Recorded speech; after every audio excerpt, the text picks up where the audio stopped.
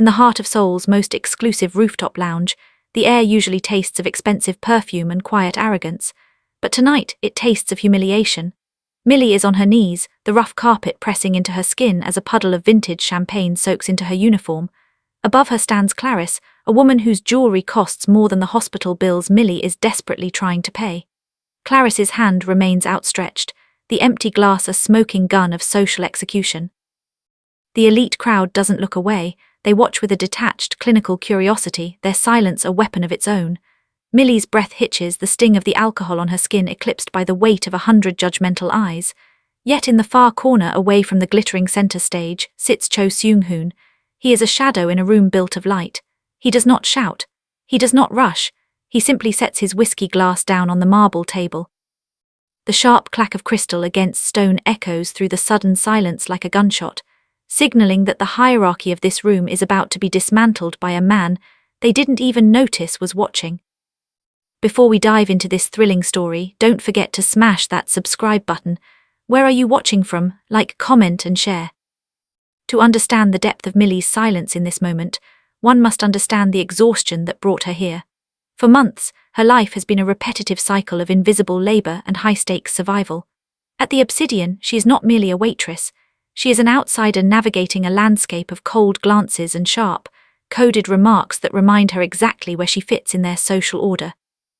Every grueling double shift is a battle against the subtle weight of being a black woman in a world that expects her to be grateful for the crumbs of its prosperity. She swallows the casual slurs and the condescending tones because the alternative is a return to the hunger she left behind. Her motivation is miles away, tied to a family that relies on everyone she earns. Life in Seoul is expensive, yet somehow, the math of her survival never quite adds up on paper. Mysterious windfalls have become her only safety net, envelopes of cash left in her locker, or anonymous wire transfers that cover her mother's medical bills just as the final notice arrives. She treats these miracles with a wary heart, never daring to ask who is pulling the strings of her fate. Millie has learned to move like a ghost, efficient and unremarked upon, believing that if she stays small enough, the predators of the elite will overlook her.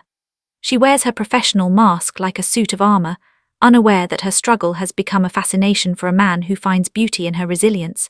She thinks she is alone in her fight, a solitary figure clawing for a foothold in a city that feels like a fortress. She doesn't realize that the crown of her endurance has already been noticed by the king of the shadows. Clarice stepped into the Obsidian not as a guest, but as a predator reclaiming her territory. Her presence was announced by the sharp, rhythmic strike of stilettos against the marble, a sound that demanded every head turn in her direction. She was a woman built on the fragile architecture of status, draped in labels that served as armor against the reality of her own insecurity. To the world, she was the untouchable socialite, but to those who watched closely, her eyes were always searching the room for one man. Her obsession with Cho Seung-Hoon was a fever that dictated her every move. She saw him as the ultimate prize, the only force in Seoul powerful enough to match her ambition. But Seung-Hoon's indifference was a cold wall she couldn't scale, and that rejection curdled into a desperate need to assert control over anything within her reach. She scanned the lounge, her gaze skipping over the wealthy and the influential until it landed on Millie. In Millie, Clarice saw the perfect target, a woman whose grace and quiet resilience felt like a silent insult to her own frantic vanity. Millie was everything Clarice could never be, naturally dignified and genuinely seen by the man Clarice craved. To Clarice, the waitress was the weakest link, a convenient canvas upon which she could paint her dominance. She didn't just want service, she wanted submission. She orchestrated a series of impossible demands, her voice a polished blade as she sought to provoke a reaction. She was looking for a crack in Millie's professional mask, a reason to exert the cruel weight of her social standing.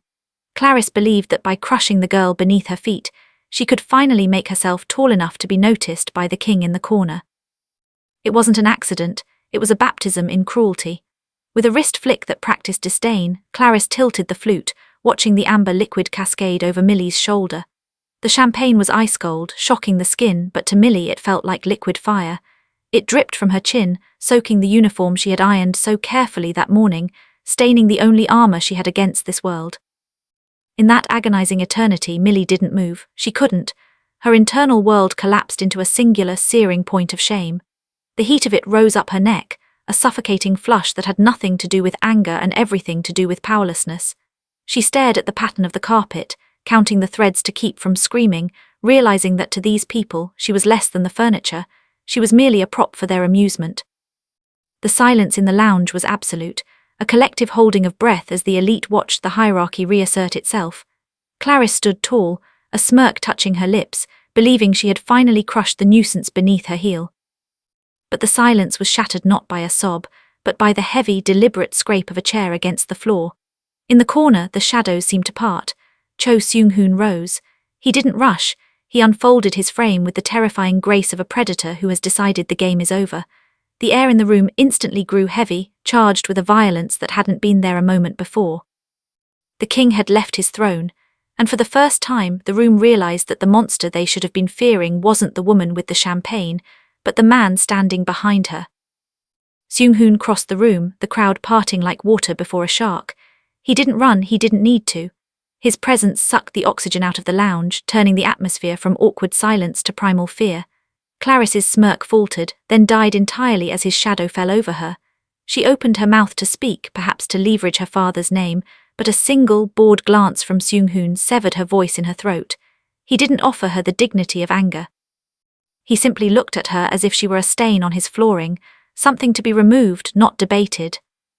He turned his back on the socialite, dismissing her existence entirely, and crouched before Millie. The terrifying coldness in his eyes vanished, replaced by a dark, possessive heat that burned through her wet uniform. He reached out, his fingers brushing the champagne from her cheek, not as a comfort but as a claim. When he spoke, his voice was a low rumble that vibrated through the floorboards. "You are done serving them," he stated, the words final and absolute. "You belong to the obsidian now. You belong to me." He extended a hand, offering her an exit from hell but an entrance into his cage. Millie stared at the hand of the devil, her heart hammering against her ribs. Taking it meant safety, revenge, and a life she couldn't imagine, but it also meant surrendering her soul to the monster who had been watching from the dark. She hesitated, the weight of her choice hanging heavy in the air. Would you take the hand of a monster to escape a nightmare? Should she go with him? Pause the video and comment yes or no right now. The drive to the outskirts of Seoul was a blur of neon and silence. When the iron gates to his estate groaned open, Millie realized she hadn't just changed locations, she had entered a different dimension. The residence was a fortress of glass and black stone, suspended high above the smog and struggle of the city below. Here the silence wasn't empty, it was expensive. She stood in the center of the foyer, shivering in her sticky, champagne-soaked uniform, feeling like a smudge of dirt on a pristine canvas. She waited for a maid, a housekeeper, anyone to whisk her away to a guest room, but Seung-Hoon locked the heavy front door himself, the bolt sliding home with a sound that felt final. He guided her to a velvet armchair that likely cost more than her entire education. He didn't call for staff. Instead, the king of the underworld unbuttoned his cuffs and rolled up his silk sleeves. He returned with a warm basin and a soft cloth, kneeling between her legs, a stark, deliberate inversion of her humiliation at the club. This wasn't servitude, it was possession. As he wiped the sticky residue of the socialite's cruelty from her skin, his touch was maddeningly gentle, a terrifying contrast to the violence she knew he was capable of. He treated her not like a victim to be pitied, but like a broken artifact he intended to glue back together with gold.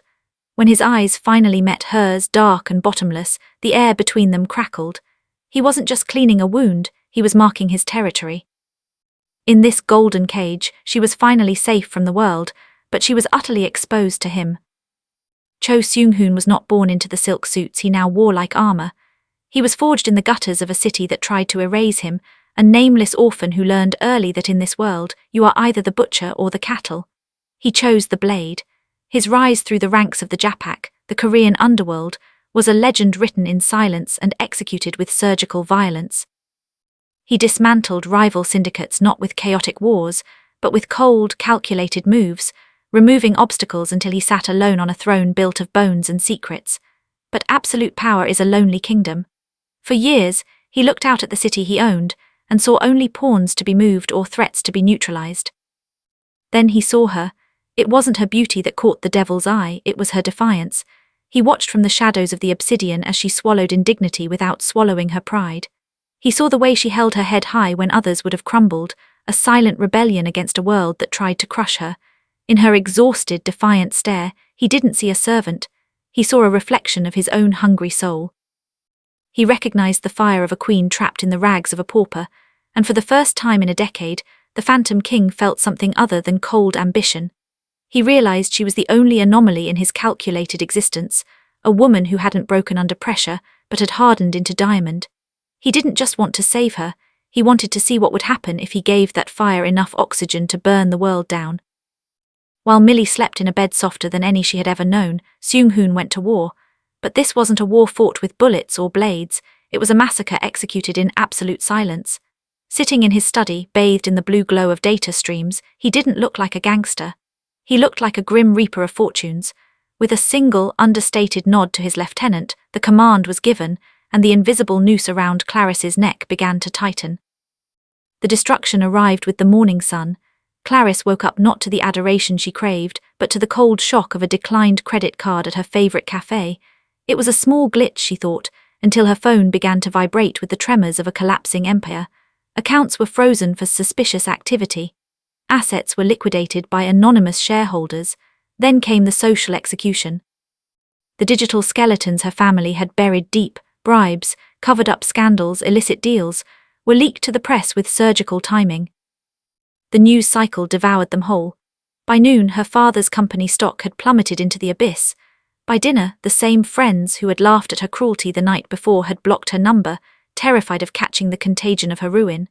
Seung-Hoon stripped away her family's name layer by layer, peeling back the gold leaf to reveal the rot underneath. He didn't have to touch her to hurt her. He simply turned off the lights on her future, leaving Clarice standing in the dark, a queen of ashes dethroned without a single drop of blood being spilled. The city didn't welcome Millie back, it recoiled. When she stepped out, accompanied by a silent detail of suited men, the world that had once ignored her now bent in a terrified arc around her. A manager who had once docked her pay for being a minute late now stammered and bowed so low his forehead nearly touched the counter, refusing to take her money. A group of women who looked like Clarice, women who would have previously looked through her, scattered like startled birds at her approach. Millie felt a cold pit form in her stomach. This wasn't respect. This was the suffocating silence of prey realizing a predator's mate is in the room. She realized with a sickening jolt that she hadn't been liberated, she had been branded. To the world she was no longer Millie, she was a warning sign, property of the Phantom King. Do not touch. The weight of this new crown was too heavy to bear in silence. She stormed into Seung-Hoon's study, slamming the heavy oak doors against the hush of the house. He didn't flinch, didn't look up from his documents, his calm demeanor infuriating against her turmoil. She demanded to know if this terror was his idea of safety. If destroying lives and ruling through fear was the only language he spoke. She asked if she was just another trophy to polish his reputation as a monster.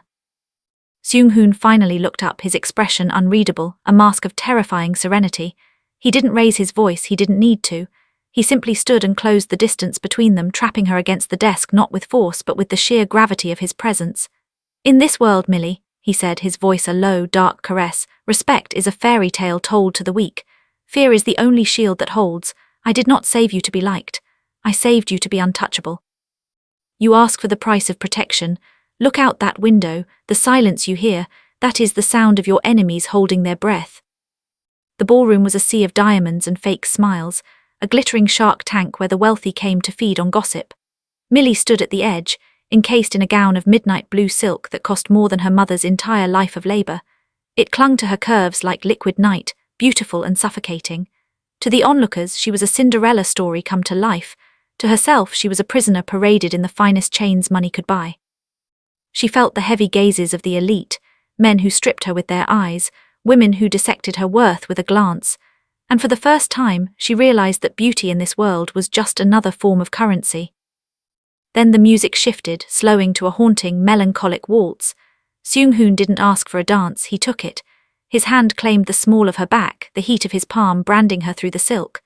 As he swept her onto the floor, the crowd dissolved into a blur of meaningless color, leaving only the terrifying gravity of him.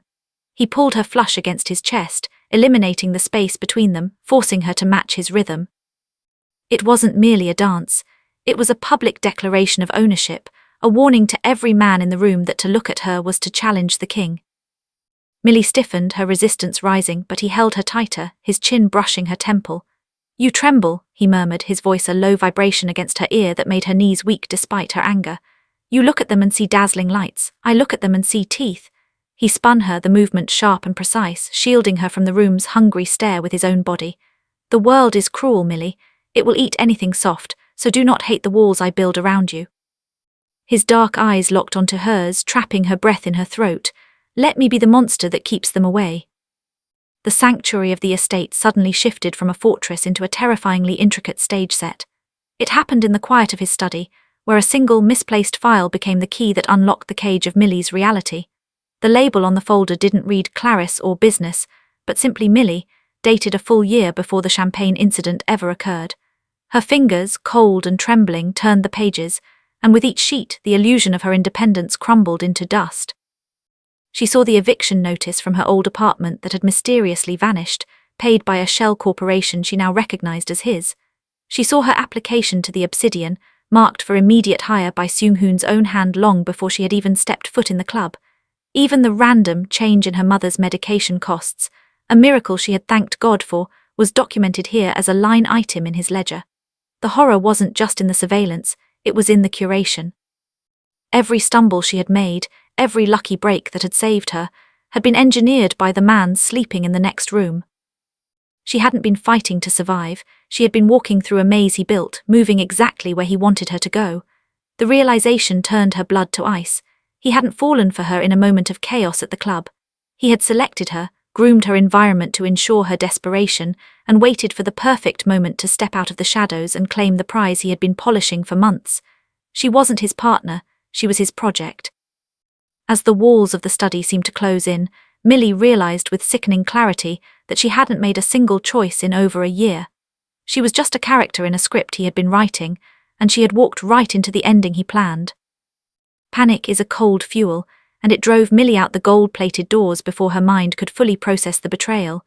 She didn't pack clothes, she packed her dignity, grabbing her passport and running into the neon-soaked night of Seoul.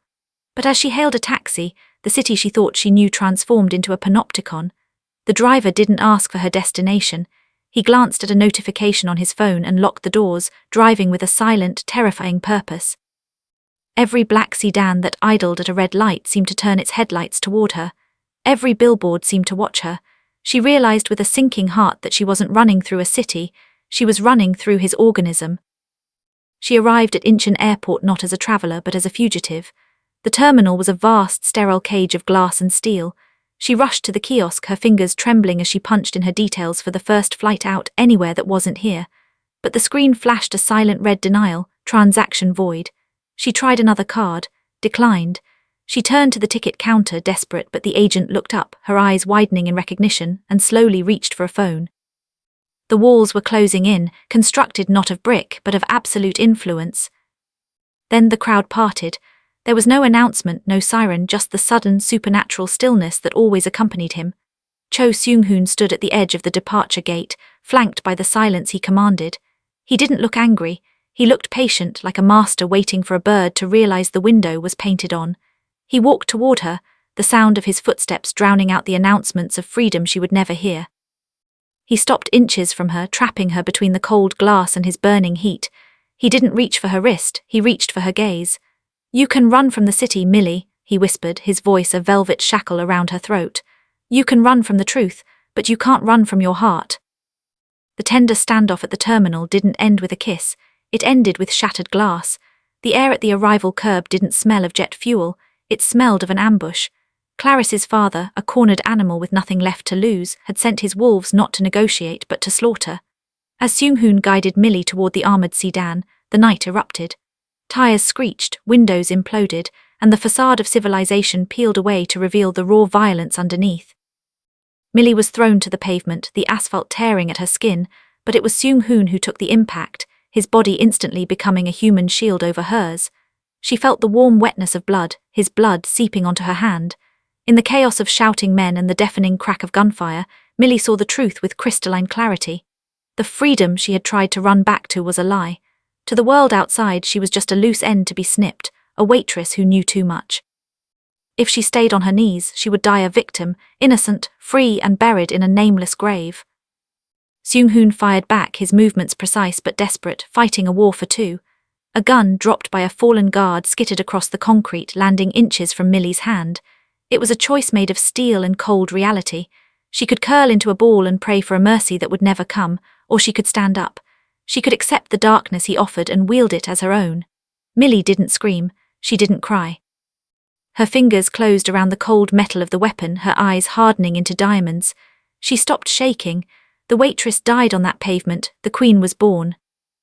The ambush crumbled not under the weight of numbers, but under the sheer force of the Phantom King's wrath. Seung-Hoon moved through the chaos like a scythe through wheat, his every strike a precise, lethal rebuttal to the arrogance of Clarice's father. But amidst the smoke and the groans of broken men, the true turning point wasn't the violence, it was the woman standing in the center of it. Millie lowered the weapon she had seized, realizing with a cold jolt of clarity that pulling the trigger was beneath her now. She walked through the debris toward the armored limousine, where Clarice sat trembling behind reinforced glass, the queen of high society, reduced to a terrified spectator in a war she had foolishly started.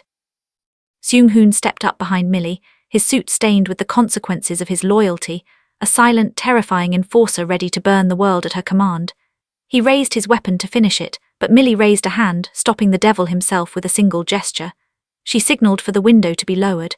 Clarice, pale and weeping, looked up at the waitress she had tried to erase, expecting a scream, a curse, or a bullet. Instead, Millie leaned in, her voice calm, carrying the terrifying weight of absolute power. "You spent your whole life thinking you were gold because of your father's money," she whispered, her eyes devoid of mercy. "But look around, Clarice. Your father is ruined, your men are broken, and the man you worship is standing behind me waiting for my permission to let you live. You aren't the elite anymore. You're just a cautionary tale I'm allowing to survive." She turned her back on the sobbing socialite, leaving Clarice alive but utterly destroyed, trapped in the wreckage of a reality where she was no longer the protagonist, but merely a footnote in Millie's ascent. The silence that settled over the penthouse wasn't the quiet of submission, it was the heavy, electric calm of a truce forged in blood. Millie stood before the floor-to-ceiling glass, looking out at the sprawling neon nervous system of Seoul, a city that had tried to crush her, now glittering like a jewel waiting to be plucked. Seung-Hoon stood beside her, not as a warden guarding a prisoner, but as a general flanking his equal. The dynamic had irrevocably shifted. The fear that had once defined their bond had burned away in the gunfire, replaced by a dark, terrifying understanding. Millie didn't pull away when he reached for her hand. She interlaced her fingers with his, her grip firm, signaling that she was done running. She accepted the darkness he offered, not because she was trapped, but because she had found her own monsters in the chaos and realized they liked the taste of power. She looked up at him, her eyes dry and dangerous, and made her terms clear without speaking a word. She would share his bed and his war, but she would never again bow her head. Seung-Hoon brought her knuckles to his lips, a gesture of reverence from a man who knelt for no one. The power imbalance had dissolved into a dark partnership. The king had found his queen, and God help anyone who tried to stand in their way. She was the help they thought they could break. Now she's the queen they have to fear. Subscribe for more stories where the quietest man is the most dangerous, and if you're hungry to see how they rule the city together, expect part 2, soon. Thank you for watching. Don't forget to like and share this video. Where in the world are you turning in from? Let me know in the comments so we can connect and share our thoughts. I appreciate the time you spent here with me today.